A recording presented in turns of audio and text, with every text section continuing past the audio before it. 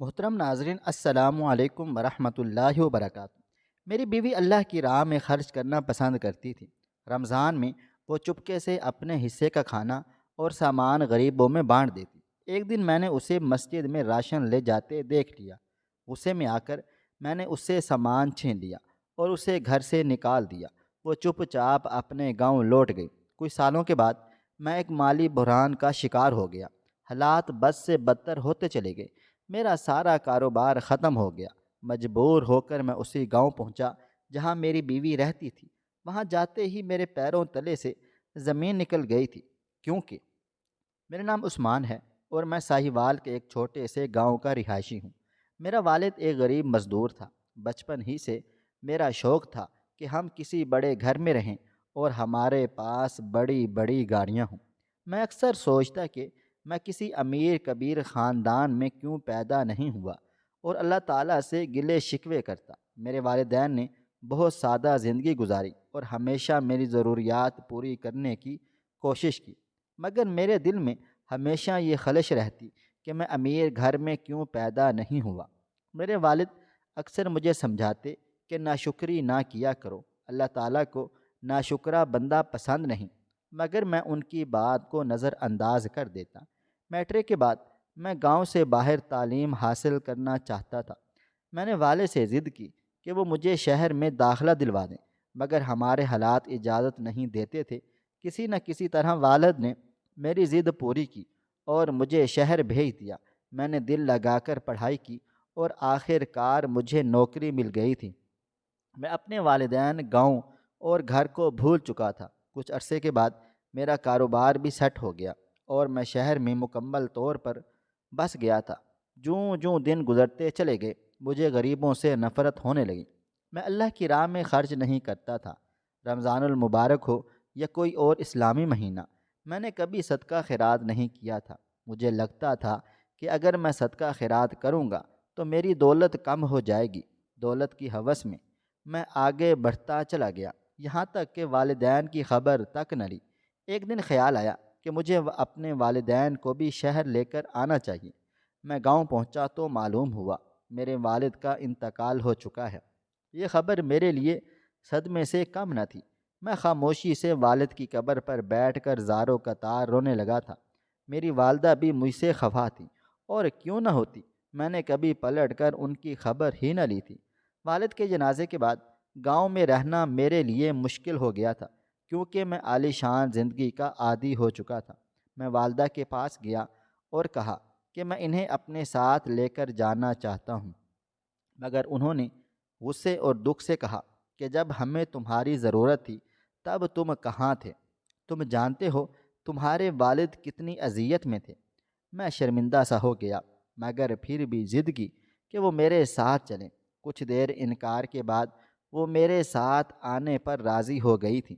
2-3 گھنٹے کی مسافت کے بعد میں اپنی والدہ کو اپنے عالیشان محل میں لے آیا تھا۔ میں بہت زیادہ خوش تھا کہ اب وہ میرے ساتھ رہیں گی، مگر افسوس کہ میرے والد یہ سب کچھ نہ دیکھ سکے۔ میں نے اپنی والدہ کے لیے ایک نرس رکھ دی اور خود اپنے کاموں میں مصروف ہو گیا تھا۔ والدہ گھر میں اکیلی رہتی تھیں اور میں نے کبھی ان کی خیر خبر نہ لی۔ نرس مجھے اکثر بتاتی رہتی کہ ان کی طبیعت ٹھیک نہیں، تو میں انہیں ڈرائیور کے ساتھ ہسپتال بھیج دیتا تھا۔ مجھے لگتا تھا کہ اگر میں والدہ کی دیکھ بھال میں لگ گیا تو شاید میرا کاروبار متاثر ہو جائے گا۔ کچھ عرصے کے بعد وہ حد سے زیادہ بیمار ہو گئیں۔ ایک دن میں ان کے کمرے میں گیا تو وہ کہنے لگی کہ بیٹا، اس سے تو بہتر تھا کہ تم مجھے گاؤں میں ہی رہنے دیتے، وہاں محلے والے میرا حال چال تو پوچھ لیتے، مگر تم نے تو وہ بھی گوارا نہ کیا۔ میری نظریں جھک گئی تھی۔ میں نے کہا، امی جان، اب مجھے لگتا ہے کہ آپ کی بیماری کا مستقل علاج ہونا چاہیے۔ والدہ نے حیرانی سے میری طرف دیکھا اور پوچھا، وہ کیسے؟ میں نے کہا کہ اب میں شادی کر لیتا ہوں۔ وہ مسکرائیں اور بولیں کہ تمہارے ابو نے تمہاری چچا زاد بہن رابعہ سے تمہارا رشتہ بچپن میں طے کر دیا تھا، اور ان کی خواہش تھی کہ تم اسی سے شادی کرو۔ مجھے تو بس شادی کرنی تھی، اس لیے میں نے فوراً حامی بھر لی۔ شادی کی تیاریاں شروع ہو گئی تھیں۔ والدہ نے میرے چچا کو فون کیا اور وہ بھی تیاریوں میں لگ گئے تھے۔ نکاح کے دن والدہ نے چند پیسے نکالے اور میرے سر سے وار کر ملازمہ کو دینے لگی، تو میں نے ان کا ہاتھ روک لیا اور کہا کہ اس کی ضرورت نہیں ہے، انہیں تنخواہ ملتی ہے۔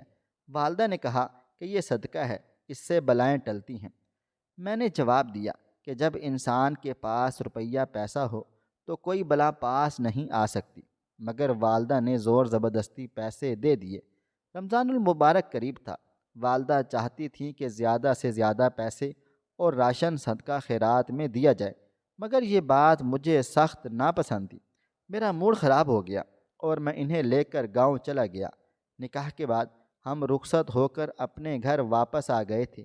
3 دن کے بعد رمضان المبارک شروع ہونے والا تھا۔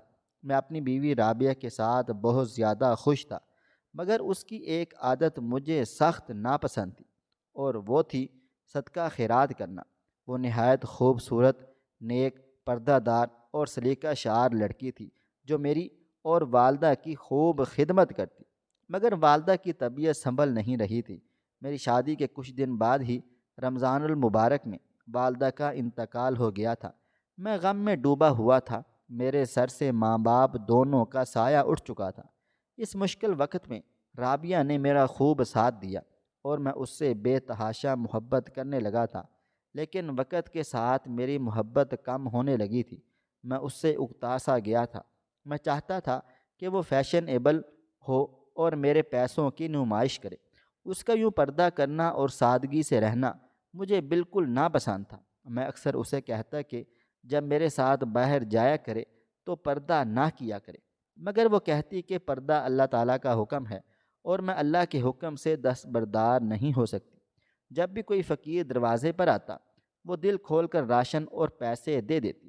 پہلے تو میں نے اس پر دھیان نہیں دیا، مگر جب یہ سب میرے سامنے ہونے لگا تو مجھے لگا کہ اگر یہی سب چلتا رہا تو میری دولت ختم ہو جائے گی۔ اسی وجہ سے میں نے رابعہ پر سختی کرنا شروع کر دی اور اسے صدقہ و خیرات سے روکنے لگا تھا، مگر مجھے نہیں معلوم تھا کہ وہ چپ کے کیا کر رہی تھی۔ رمضان المبارک کا مہینہ گزر گیا اور عید آ گئی تھی۔ عید کے دن بھی اس نے غریبوں میں کھانا اور پیسے تقسیم کیے۔ یہ دیکھ کر ہمارے درمیان تناؤ بڑھنے لگا اور لڑائی جھگڑے روز کا معمول بن گئے تھے۔ کچھ دن کے بعد رابعہ حاملہ ہو گئی۔ یہ خبر سن کر میں بہت زیادہ خوش ہوا اور رابعہ کی حفاظت کرنے لگا تھا۔ مجھے افسوس تھا کہ میری والدہ میری اولاد کو نہ دیکھ سکیں گی۔ رابعہ بھی بے حد خوش و خرم تھی۔ 3 مہینے کے بعد الٹرا ساؤنڈ کروایا تو معلوم ہوا ہمارے ہاں بیٹی ہونے والی ہے۔ یہ جان کر میری خوشی ختم ہو گئی۔ میں چاہتا تھا کہ بیٹا ہو جو میرا کاروبار آگے بڑھائے۔ میں نے رابعہ کی پرواہ کرنا چھوڑ ڈالی اور اس سے گھر کے سارے کام کاج کروانے لگا۔ وہ دن بدن کمزور ہوتی چلی جا رہی تھی، مگر میں نے اس کی تکلیف کو نظر انداز کر دیا تھا۔ دوسری بار رمضان آیا تو رابعہ نے حسب معمول راشن بانٹنا شروع کر دیا۔ میں نے پہلے نرمی سے اسے روکا، پھر سختی کرنے لگا۔ میں نے کہا کہ یہ سب کچھ تمہارے باپ کا نہیں ہے، یہ میری محنت کی کمائی ہے۔ اگر میں تمہارے ساتھ نہ ہوتا تو تم اتنی فراخ دلی نہ دکھاتی۔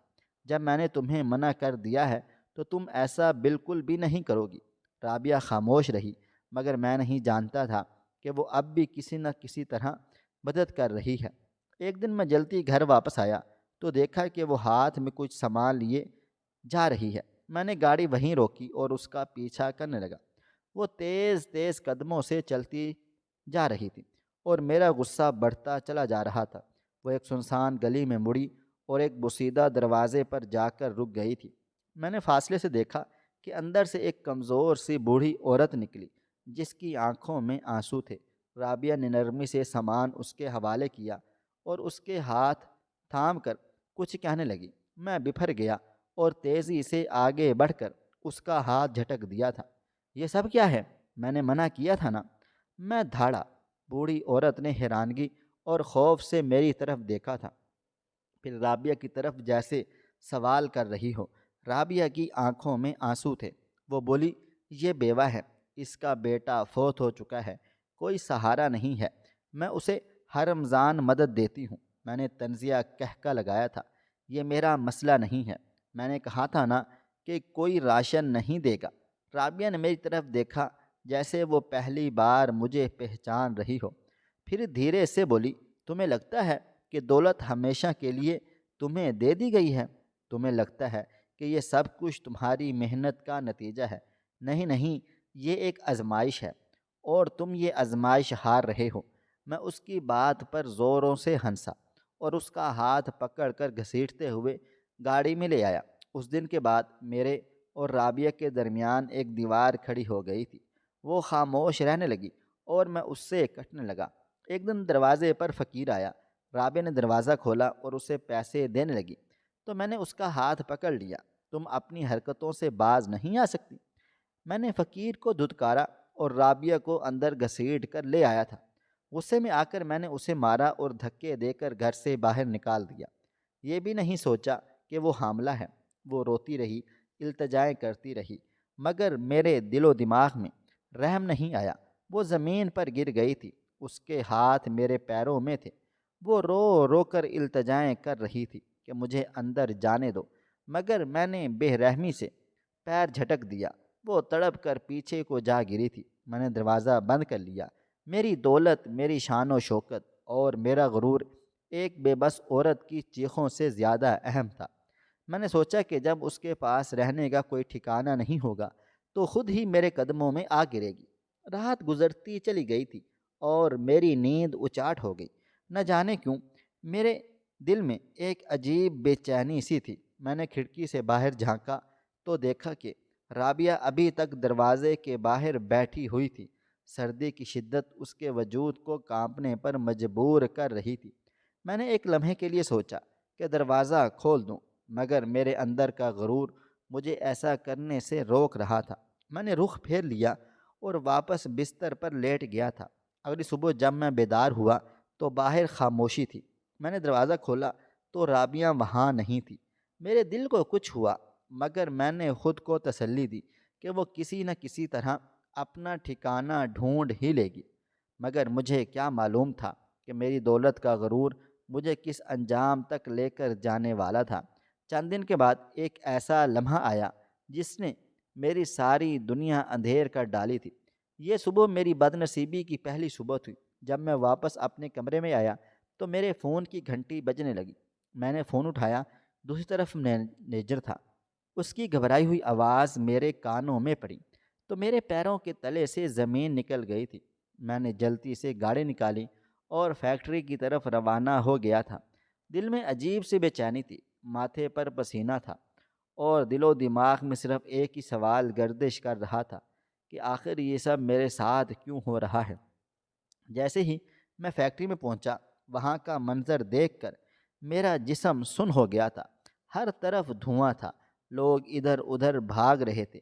آگ کے بلند شعلے میرے برسوں کی محنت کو راکھ میں بدل رہے تھے۔ میرا کروڑوں کا نقصان ہو چکا تھا، سب کچھ جل کر راکھ ہو چکا تھا۔ میں سکتے میں کھڑا رہ گیا، میری آنکھوں کے سامنے اندھیرا چھانے لگا۔ میں نے مینیجر سے پوچھا کہ آگ کیسے لگی، مگر کسی کو کچھ بھی معلوم نہیں تھا۔ کچھ لوگ کہہ رہے تھے کہ شاید کوئی بجلی کا شارٹ سرکٹ ہوا ہوگا، تو کچھ کا کہنا تھا کہ کسی نے جان بوجھ کر آگ لگائی ہے، مگر حقیقت یہی تھی کہ میری دنیا لٹ چکی تھی۔ دن گزرتے چلے گئے، مگر میرے حالات بہتر ہونے کی بجائے مزید بگڑنے لگ گئے تھے۔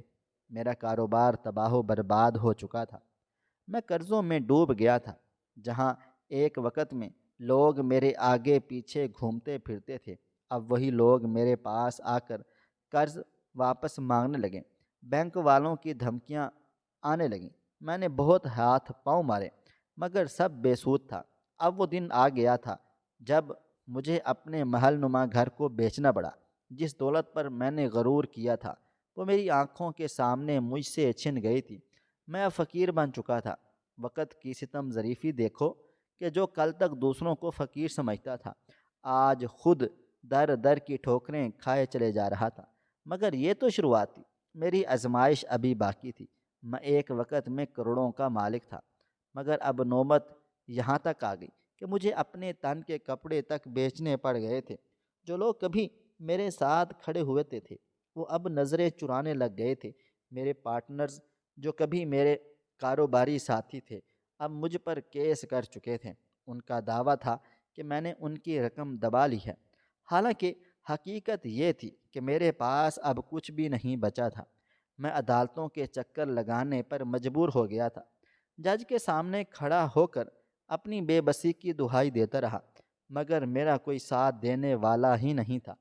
وہی لوگ جو کل تک میری کشامتیں کرتے تھے، آج میرے خلاف گواہ بنے کھڑے ہوئے تھے۔ میرے بینک اکاؤنٹس منجمد ہو چکے تھے، گاڑیاں ضبط کر لی گئی تھیں، اور آخر میں وہ لمحہ بھی آ گیا جب مجھے سر چھپانے کے لیے کوئی جگہ بھی نہ ملی۔ میں سڑک پر آ چکا تھا۔ مجھے یاد آیا کہ ایک وقت تھا جب میں اپنی بیوی رابعہ کو اس کے نیک کاموں کے لیے ذلیل و رسوا کیا کرتا تھا، اس پر ہاتھ اٹھاتا تھا اور اسے گھر سے نکال دیا تھا۔ وہی رابعہ جس نے مجھ سے التجائیں کی تھی، مگر میں نے بے دردی سے اسے دھدکار دیا تھا۔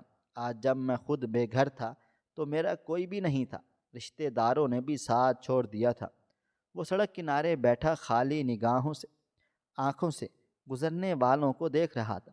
بھوک نے بے حال کر دیا تھا، مگر جیب میں ایک پیسہ بھی نہیں تھا۔ اچانک کسی نے 10 روپے پھینکے، میں نے اٹھا لیے۔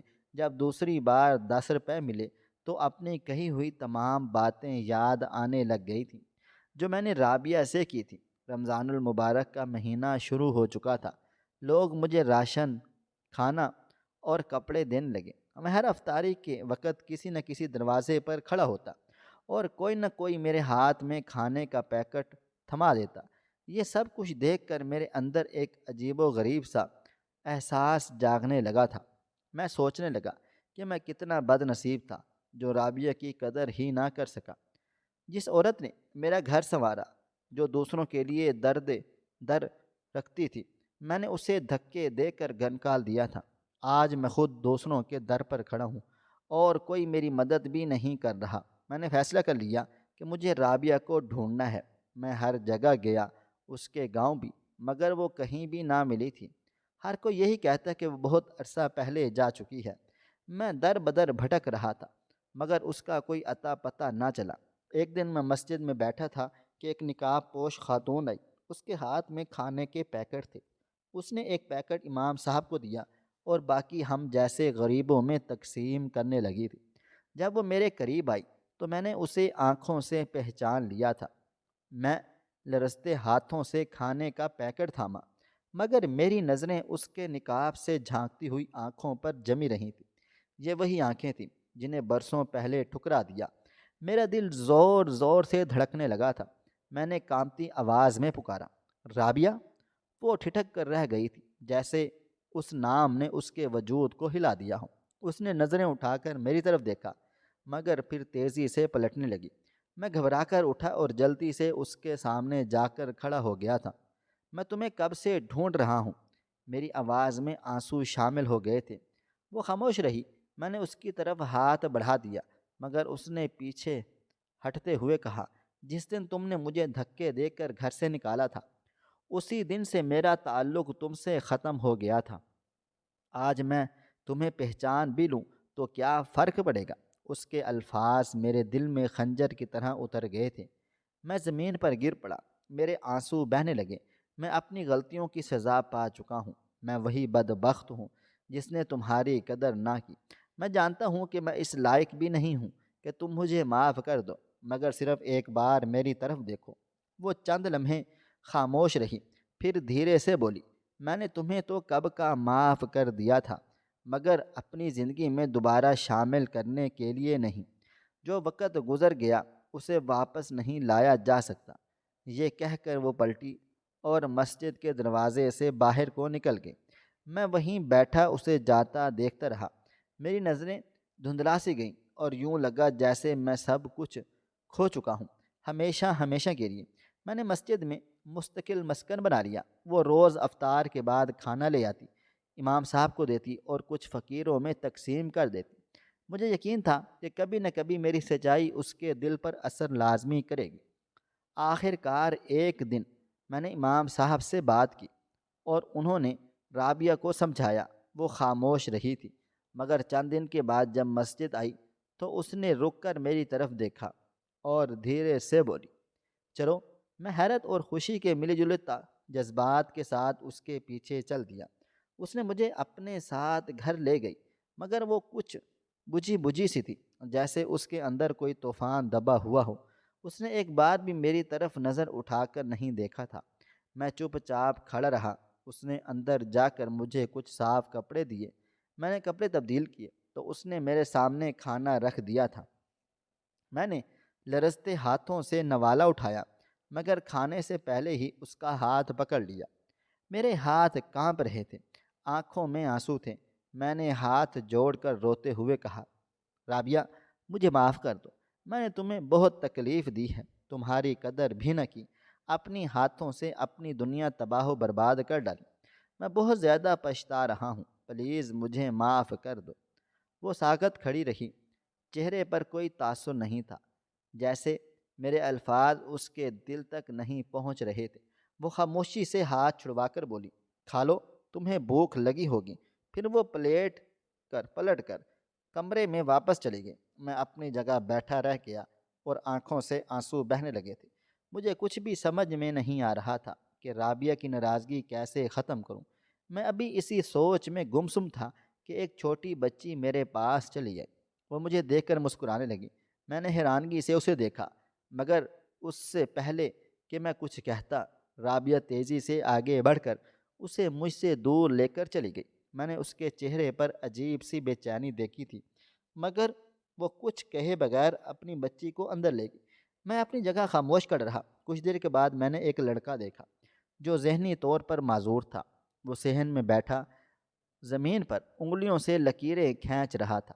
میں نے حیرانگی سے رابعہ کی طرف دیکھا اور پوچھنے کی کوشش کی، مگر وہ خاموش ہی رہی۔ اس کی آنکھوں میں ایک ایسا دکھ تھا جسے میں سمجھ ہی نہیں پایا تھا۔ وہ کچھ کہے بغیر کھانے کا برتن اٹھا کر مسجد جانے لگی، تو میں نے جلدی سے آگے بڑھ کر اس کے ہاتھ سے کھانے کا برتن پکڑ لیا۔ وہ رک گئی، اس کی آنکھوں میں سوال تھا، مگر میں نے نرمی سے کہا، رابعہ، مجھے سچ سچ بتاؤ، یہ دونوں بچے کون ہیں؟ کیا یہ تمہارے ہیں؟ وہ کچھ دیر خاموش رہی تھی، پھر میری آنکھوں میں دیکھ کر بولی، ہاں، یہ بچے میرے ہیں۔ میں سکتے میں آ گیا، دل ایک دم سے بیٹھ گیا۔ میں نے بے یقینی سے اس کی طرف دیکھا، میرے لب کپ کپانے لگ گئے۔ میں دھیرے سے پوچھا، ان کا باپ کون ہے؟ وہ خاموش رہی، پھر آہستہ سے بولی، ان کا باپ وہ شخص ہے جس نے دولت کے نشے میں مجھے دھکے دے کر گھر سے باہر نکال دیا تھا، جس نے اپنی اولاد کو اس وقت چھوڑ دیا جب وہ دنیا میں آنے والی تھی۔ میں لرز گیا، مجھے لگا کہ میرے قدموں کے نیچے سے زمین نکل گئی ہے۔ میں نے اپنے ہاتھوں سے اپنے بچوں کو یتیم کر دیا تھا۔ وہ میرا ہاتھ جھٹکتے ہوئے مسجد کو چلی گئی۔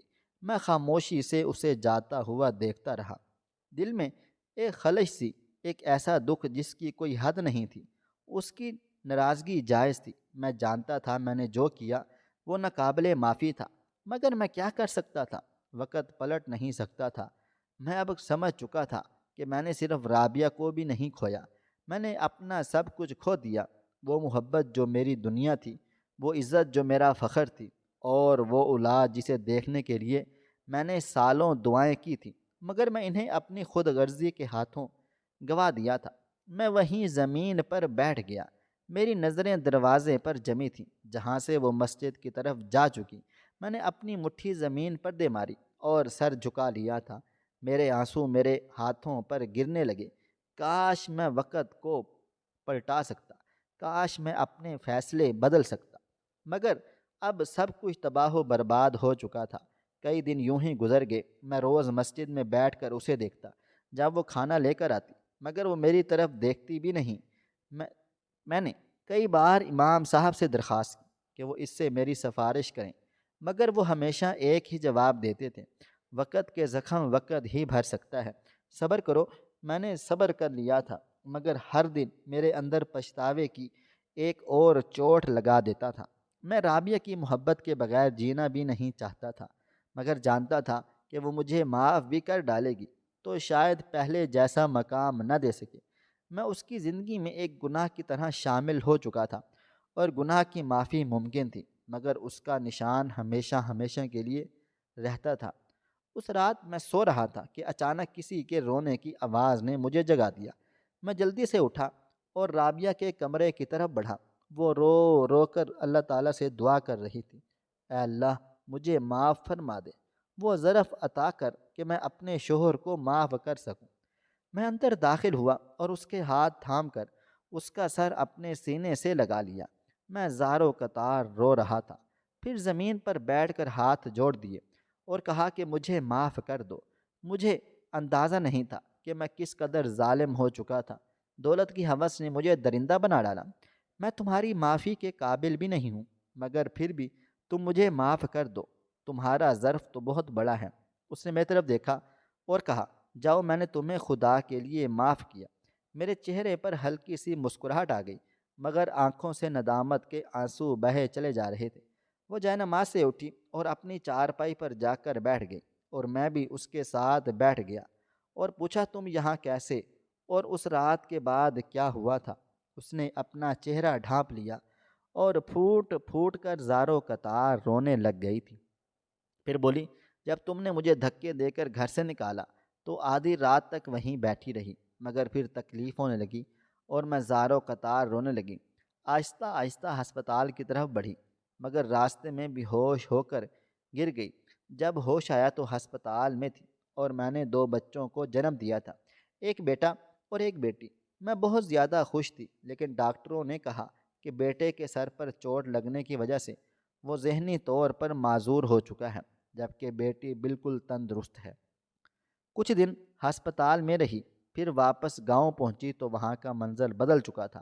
میرے والدین ایک حادثے میں وفات پا چکے اور گاؤں میں کہیں بھی پناہ نہ ملی۔ مجبور ہو کر شہر واپس آ گئی اور لوگوں کے گھروں میں کام کاج کرنے لگی۔ ایک دن باجی سکینہ نے مجھ پر رحم کھا کر کرائے کا مکان لے دیا، جہاں میں اپنے بچوں کے ساتھ رہنے لگی۔ میں واپس تمہارے گھر نہیں جا سکتی تھی، اس لیے میں نے اللہ تعالیٰ کی راہ میں خرچ کرنا شروع کر دیا۔ آہستہ آہستہ اللہ تعالیٰ نے میرے لیے سبب بنا دیا اور میں اپنے بچوں کی اچھی پرورش کرنے لگ گئی تھی۔ جب تک تمہارے ساتھ تھی تب بھی مسجد میں افطار کے بعد کھانا بھیجتی، اور جب تم نے چھوڑ دیا تب بھی اپنی روٹین جاری رکھی تھی۔ میں نادم اور شرمندہ سا ہوا تھا۔ اس نے میرے ہاتھوں سے میرا چہرہ اوپر اٹھایا اور پوچھا، تم اس حال میں کیسے پہنچے؟ تم تو امیر کبیر تھے۔ میں نے آنکھیں بند کر کے کہا کہ وہ دولت نہیں تھی، میرے لیے آزمائش تھی، اور میں اس میں مکمل طور پر ناکام ہو گیا۔ تمہارے جانے کے بعد اگلے دن ہی میری فیکٹریاں جل کر بھسم ہو گئی تھی۔ میں قرضے میں ڈوب گیا تھا، مقدمے ہوئے اور میں جیل میں چلا گیا۔ جب واپس آیا تو سب کچھ ختم ہو چکا تھا۔ کورٹ کچہری نے مجھے کنگال کر ڈالا تھا۔ میں در بدر ہو گیا، کبھی مزدوری کرتا تو کبھی بھوکا سو جاتا۔ میں نے انہیں بہت تلاش کیا، مگر تم کہیں بھی نہیں ملی۔ میں ہر جگہ گیا جہاں تمہارا وجود رہا تھا، لیکن کوئی سراغ نہ ملا۔ دن یوں ہی گزرنے لگے اور میں مزید گرتا چلا گیا۔ جو لوگ میری خوشامد کرتے تھے آج مجھے پہچاننے سے بھی انکاری تھے۔ کئی راتیں سڑکوں پر سو کر گزاری۔ کئی دن ایسے بھی آئے جب ایک وقت کا کھانا بھی نصیب نہ ہوتا۔ ندامت کی آگ مجھے اندر سے جلا رہی۔ اب احساس ہو چکا تھا کہ میں نے جو بویا وہی کاٹ رہا تھا۔ اللہ تعالیٰ نے سب کچھ چھین کر میرے اعمال کا آئینہ دکھا دیا تھا۔ پھر ایک دن بھوک سے نڈھال ہو کر مسجد کے باہر بیٹھا تھا کہ امام صاحب نے کھانے کے لیے بلایا۔ اندر گیا تو دیکھا کہ کچھ لوگ کھانا بانٹ رہے تھے، اور انہی میں ایک نقاب پوش خاتون بھی تھی جو خاموشی سے سب کو کھانا دے رہی تھی۔ اس دن پہلی بار تمہیں دیکھا تھا، مگر تمہاری نظروں میں میرے لیے کوئی شناسائی بھی نہیں تھی۔ تم مجھے دیکھ کر ایک پل کے لیے بھی نہ رکی تھی اور نہ ہی کوئی سوال جواب کیا تھا۔ بس اپنا کام کاج ختم کیا اور چلی گئی۔ میں وہیں بیٹھا رہا اور اسی لمحے سے فیصلہ کر لیا کہ جب تک تمہیں منا نہ لوں تمہارے پاس سے ہلوں گا بھی نہیں۔ اب میں پرسکون ہو گیا تھا۔ میری بیوی نے مجھے معاف کر دیا تھا اور میں اپنے بچوں کے ساتھ ہنسی خوشی رہنے لگا تھا۔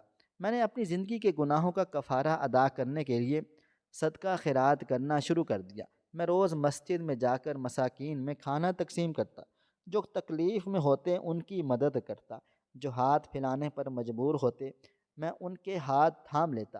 میں نے بیٹے کے علاج کے لیے ہر ممکن کوشش کی ہے اور بیٹی کی بہترین پرورش میں رابعہ کا ساتھ دیا۔ وقت گزرتا چلا گیا اور میری زندگی میں سکون آنے والا تھا۔ دل کی بے قراری ختم ہو گئی تھی۔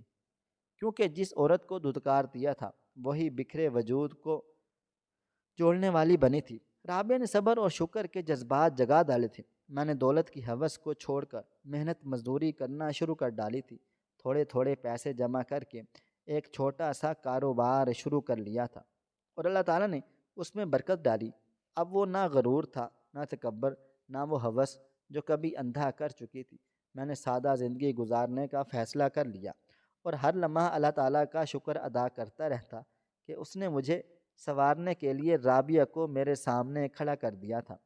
اب میں خوش تھا، نہ صرف اپنے خاندان کے ساتھ بلکہ اس احساس کے ساتھ بھی کہ میں نے اپنے ماضی سے سبق سیکھ لیا ہے۔ میں نے سجدے میں گر کر اللہ تعالیٰ سے التجا کی کہ وہ مجھے کبھی دوبارہ غرور اور انا کے اندھیرے میں نہ دھکیل دے۔ میں نے جانچ لیا تھا کہ اصل خوشی دوسروں کے لیے آسانیاں پیدا کرنے میں ہے، نہ کہ خود کو دنیا کا سب سے طاقتور انسان سمجھنے میں ہے۔ میں نے اور رابعہ نے مل کر کھانے کا کاروبار شروع کیا۔ شروع میں ہم نے گھر سے کھانا بنا کر باہر بیچنا شروع کیا۔ رابعہ کا ہاتھ پکوان میں بہت اچھا تھا، اور میں گلی محلوں میں جا کر آرڈر لے کر آتا۔ آہستہ آہستہ ہمارے کھانے کا ذائقہ مشہور ہونے لگا۔ لوگ خود ہم سے آرڈر لینے آنے لگے، اور اللہ تعالیٰ کی ہمارے رزق میں برکت ڈال دی۔ کچھ عرصے کے بعد ہم نے ایک چھوٹا سا ہوٹل کھول لیا تھا، جہاں رابعہ کی محنت اور میری لگن نے کاروبار کو چار چاند لگا دیے، اور ہمارا ہوٹل غریبوں کے لیے ہمیشہ کھلا رہتا۔ جو پیسے نہیں دے سکتے تھے ہم انہیں بھی کھانا کھلا دیتے تھے، کیونکہ ہم جانتے تھے کہ بھوک کی تکلیف کیا ہوتی ہے۔ ہمارا کاروبار ترقی کرنے لگا۔ ہم نے ایک اور برانچ کھولی، اور پھر ایک کے بعد دوسری شاخ بنتی چلی گئی۔ اللہ تعالیٰ نے ہمیں وہ سب کچھ لوٹا دیا جو ہم نے کھو دیا تھا، بلکہ اس سے بھی زیادہ۔ مگر اس بار ہم میں غرور نہیں تھا بلکہ عاجزی تھی۔ ہم دولت کو اپنی آزمائش سمجھ کر اللہ تعالیٰ کے بندوں پر خرچ کرتے اور ان کا سہارا بنتے۔ رابعہ میری کامیابی میں برابر کی شریک تھی۔ وہ اب بھی صبح جلدی اٹھ کر بچوں کا خاص خیال رکھتی، گھر سنوارتی اور کاروبار کو بھی دیکھتی۔ وہی عورت جسے میں نے ایک رات میں دھتکار ڈالا تھا، وہی آج میری سب سے بڑی طاقت بن گئی تھی۔ میں نے اللہ تعالیٰ کا لاکھ لاکھ شکر ادا کیا تھا کہ اس نے مجھے سنوار دیا، رابعہ لوٹا دی، اور ایک کامیاب زندگی عطا کی۔ ایک دن مسجد میں بیٹھا تھا کہ امام صاحب نے جمعے کے خطبے میں کہا کہ رمضان المبارک میں صدقہ و خیرات کی فضیلت بہت زیادہ ہے۔ یہ نیکی صرف مال کی تقسیم نہیں بلکہ اللہ تعالیٰ کے بندوں کی مدد کا ایک واحد ذریعہ ہے۔ امام صاحب کہہ رہے تھے کہ جو شخص رمضان المبارک میں صدقہ کرتا ہے، اللہ تعالیٰ اس کے رزق میں برکت عطا فرما دیتا ہے اور اس کے گناہوں کو معاف کر دیتا ہے۔ لیکن جو لوگ اللہ تعالیٰ کے دیے ہوئے مال میں سے غریبوں کو نہیں دیتے، وہ سخت عذاب کے مستحق ہوتے ہیں۔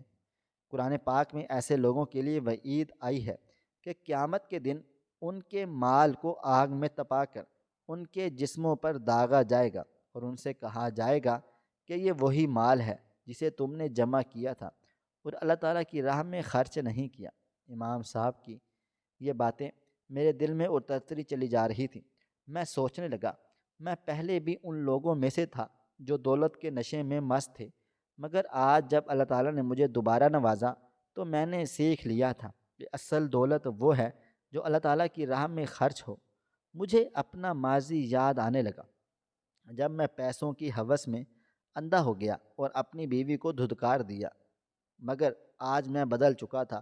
خطبہ ختم ہوا تو میں نے دل میں عہد کیا کہ اپنی دولت کو اللہ تعالیٰ کی راہ میں خرچ کرتا رہوں گا، تاکہ نہ صرف میرے گناہ دھل سکیں بلکہ میں اللہ تعالیٰ کے نزدیک بھی سرخرو ہو جاؤں۔